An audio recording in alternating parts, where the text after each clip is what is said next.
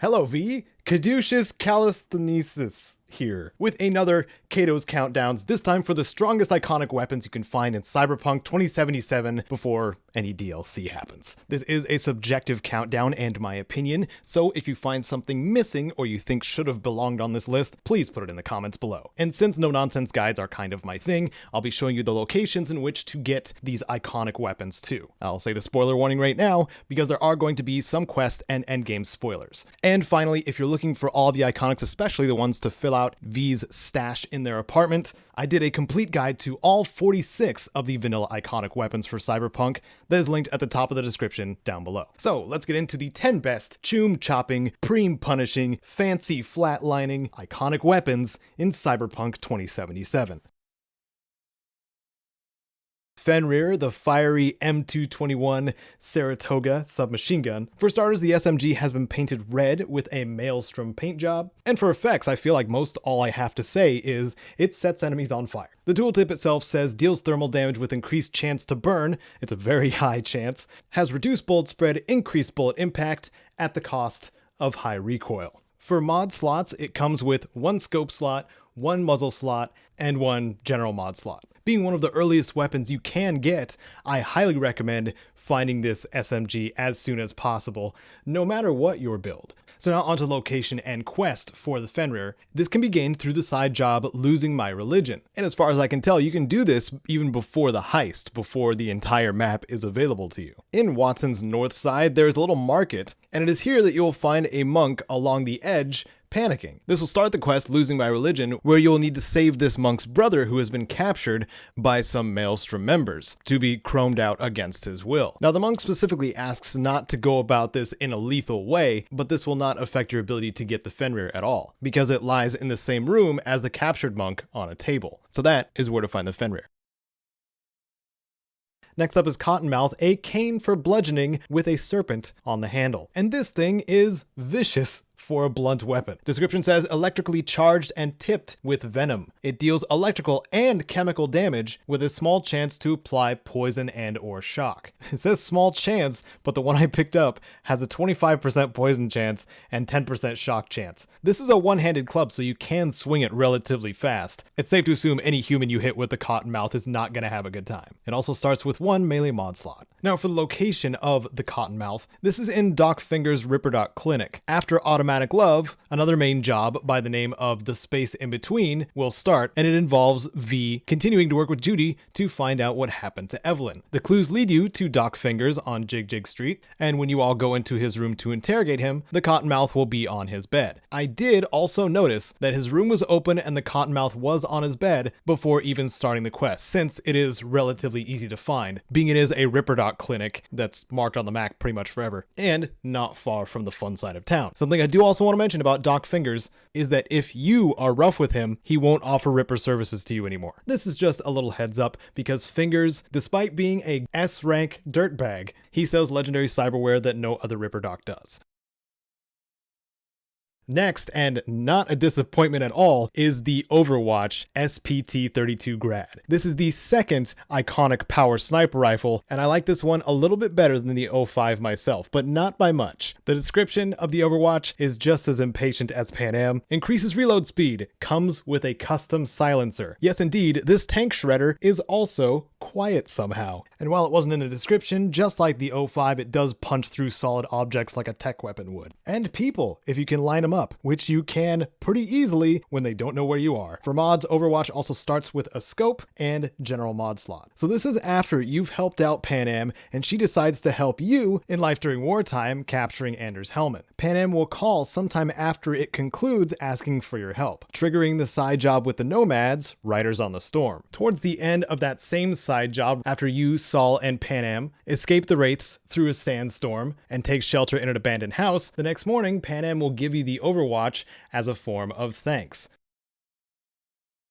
The Jinchu-Maru with a customized guard, an Arasaka branding on the blade, of course, and this katana is built for slow-mo slicing. It boosts your crit chance to 100% while Korenzakov is active. Korenzakov is cyberware for the nervous system that triggers a slow time effect while attacking, aiming, or blocking while sliding or dodging, something you're probably doing a lot while wielding blades anyway. Even if you don't have Korenzakov, the Jinchu-Maru does have more to offer, which are your last strike in a combo deals double damage and doubles damage against enemies with twice your current health. The risks with the Jinchu-Maru are made worth the reward in the damage numbers you're going to generate quickly. And doing things in slow-mo is automatically more badass, and hopefully yours comes with the extra effect of bleeding chance plus 15% too. Outside of that, it starts with 2 melee mod slots. Now for the location of the Jinchu-Maru during the main mission, play it safe, high above the streets of Japantown during the Arasaka parade. But this iconic is almost impossible to avoid because it is looted off of Oda, the boss fight close to the end of Play It Safe. This boss fight takes place after you've taken out all 3 snipers and pull the plug on the Netrunner. Defeat Oda, and with the Genjiro pistol he's actually made pretty trivial, and you'll be able to loot the Jinchu-Maru katana off of him afterwards.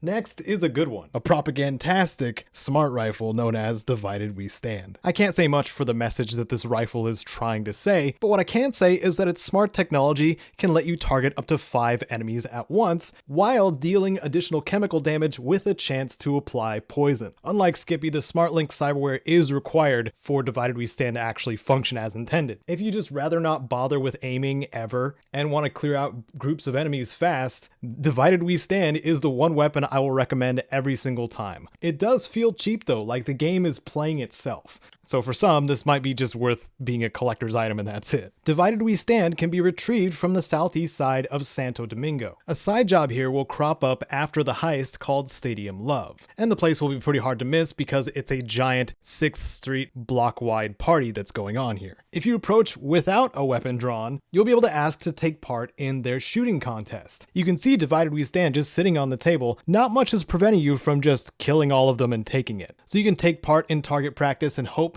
that you get a perfect score, or save scum it, or kill them all and just snag it off the table. This is the cattle prod or electric baton gamma known as Tinkerbell. This is categorized as a one-handed club and says it does less damage than usual, but has a chance to knock out a target using a strong attack. For those not familiar, knockout works independently from the rest of the damage types and is just an instant KO. Now, I don't know what the chance is, but it seems to be pretty high. And because of this effect, as blunt weapons go, being non-lethal already, this is one of the most effective and powerful thanks to this effect. Tinkerbell also starts with 1 melee mod slot. Now for the location of the Tinkerbell, this is when things start getting pretty mixed up in the quest department, but I tried to order this as best as I can. After getting to Pisces in the side job quest chain with Judy, you'll get a call from one Elizabeth Peralez. Starting the quest I Fought the Law, and after you complete that, you will then be connected to River and his side quests. He will contact you for help after a day or two, and eventually lead you to the side job known as The Hunt. I'll have this on screen so you can follow where the quests are in sequence. During the hunt, you and River will go to an abandoned farm out in the Badlands in search of Peter Pan, the child kidnapper. Beware of lots of security measures, and in the house off to the right, which you can access through a side window, you'll be able to go upstairs and disable the security, and if you press the hidden button underneath the desk, a side panel will open up, and inside will be the Tinkerbell.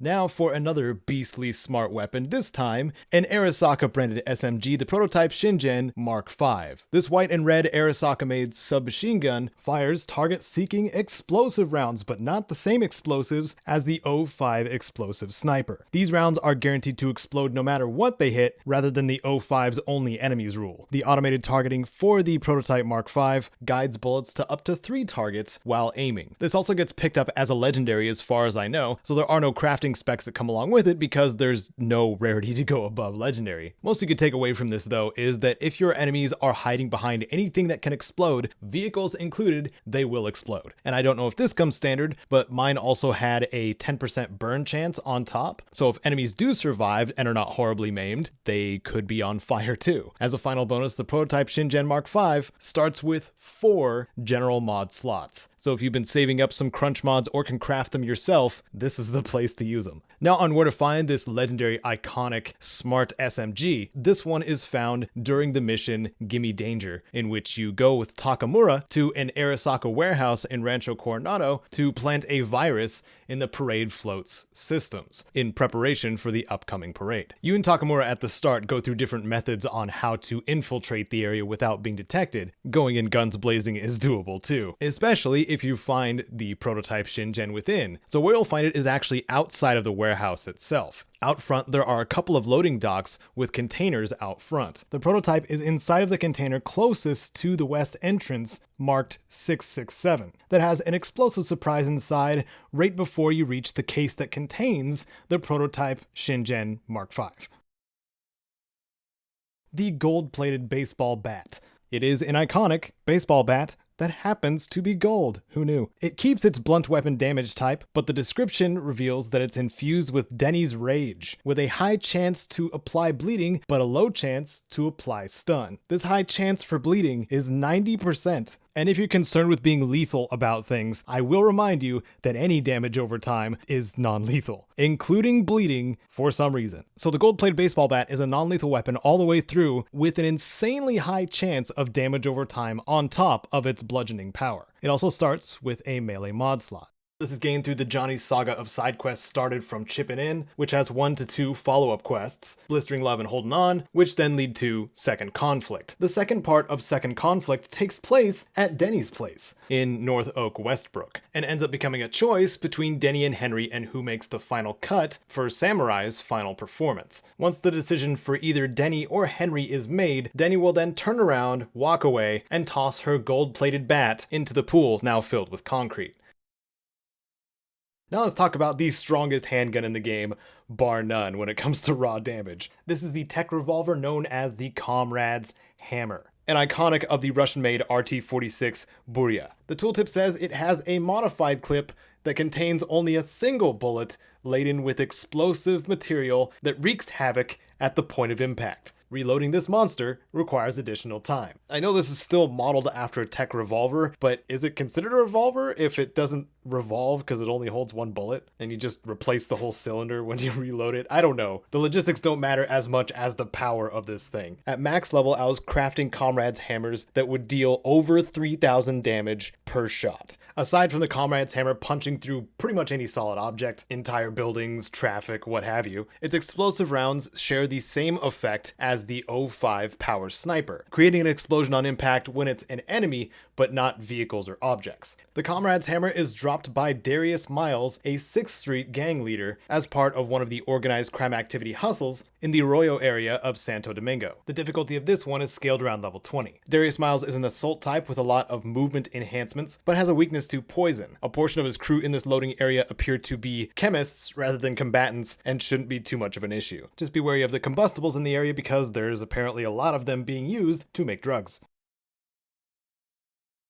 Oh, here comes the omissions. Before we hit number 1, Caedo, what about Johnny's gun? If you've played Cyberpunk, you've probably used Johnny's gun, so I really don't think I need to talk about it, do I? So instead of Johnny's gun, ironically, the omission I chose to actually leave in the video is the godlike assault rifle known as Prejudice. A legendary, iconic HJSH Masamune is just too strong for the rest of the game, with an orange finish, and it only needs one effect to make everyone happy. And the description is short and sweet. Piercing projectiles. Yes, the 3-shot bursts that come out of the Prejudice. Ignore obstacles with Prejudice, letting you also line up your targets like dominoes and take them all out with one squeeze of the trigger. If that wasn't enough, it can be assumed that the damage rolls you're going to get on this rifle are going to massively exceed much of what you'll have up to this point of the game. And if it's not, it's got a full 6 mod slots to work with. 1 scope, 1 muzzle, and 4 general to pump the damage even higher if you want. And just as a heads up,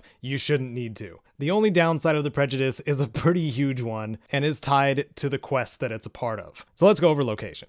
When you trigger the point of no return, Nocturne OP55N1, the Meet Hanako and Embers mission, later on Misty will take you to the rooftop where you'll have a talk with Johnny and decide how you're going to go about taking on Arasaka. One of your options is letting Johnny take over, and he and Rogue will raid Arasaka just like old times. And this is the route you need to take to get Prejudice, kicking off the 2 end jobs, For Whom the Bell Tolls and Knockin' on Heaven's Door. When you, as Johnny, meet up with Rogue, have a bit of a makeup sesh, and Johnny awakens, you're led to some handy gear behind the bar of the afterlife. Among this gear is the Prejudice Assault Rifle. Now I'll reveal the sad part about Prejudice after the credits roll and you have the chance to go back and play more of the game before the point of no return. Other quests will let you keep some of the iconics, but that's not the case with the Prejudice. So enjoy it while you can.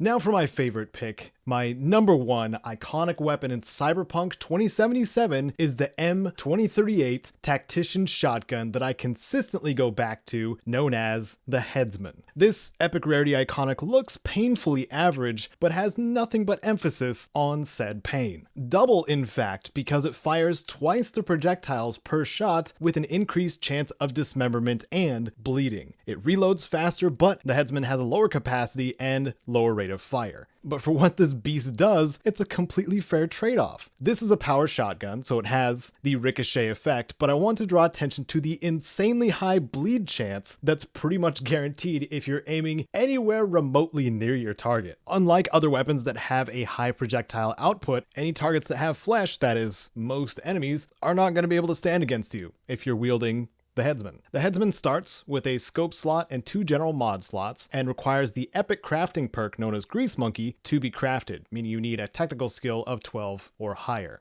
I suppose you can consider that a downside too if you're not putting any points in the tactical skill and you want to use this shotgun. And of course, like the other craftable iconics, this has a spot in V's stash to be displayed as well. Now for location, you can find the Arasaka mech, which carries the Headsman spec, you thought this was going to be easy, didn't you, at the Impala Automatics grounds in the North Oak region of Westbrook. The suggested level is around 14 for this organized crime activity, and there's plenty of automated defenses, cameras, and engineers to fight through to reach the Eastern Maintenance or manufacturing building that contains said mech who carries the mech spec. Best of luck getting to that Eastern building, and I hope that you're bringing hacking or EMP grenades or the ability to rip off heavy machine guns from turrets, or a combination of those things for getting to the mech with the spec in the Eastern building.